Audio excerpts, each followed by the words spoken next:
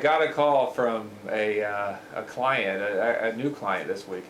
I walked into the office. This was a group that had been around since the 60s. And I noticed all of these rooms full of filing cabinets.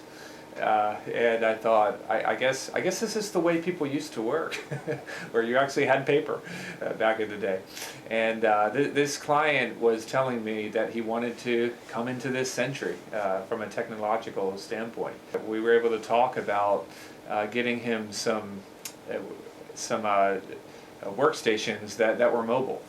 Because they have the more traditional workstation. He wants laptops. He's got agents in the field, and they need to be able to work mobilely, because that's how people work these days. You're not tied to a desk. And we talked about some of the infrastructure items that he was going to need in order to accomplish that. And we talked about setting up Wi-Fi, because right now he doesn't have Wi-Fi. Everything's got to be hardwired in, and he wants the ability to do that. We talked about moving his email to the cloud, because right now he's popping email off of a POP email server, which is like technology from the 90s that he's still using.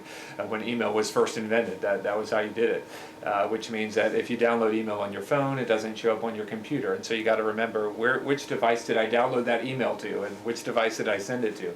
And we talked about a solution where that would all sync, where he'd have contacts and calendars and mail all syncing across all of his devices. And we're laying out a project to be able to migrate his email up to the cloud so that it'll be available wherever he needs it. It was a great opportunity to help a guy who was running a business which started in the 60s, and I don't want to say his technology is from the 60s exactly, but it certainly the things that have been put in place just aren't working for him anymore. And I love being able to come and say, you know what, I got this. I got this. I can help you make your technology work for you. And I'm really looking forward to working with it.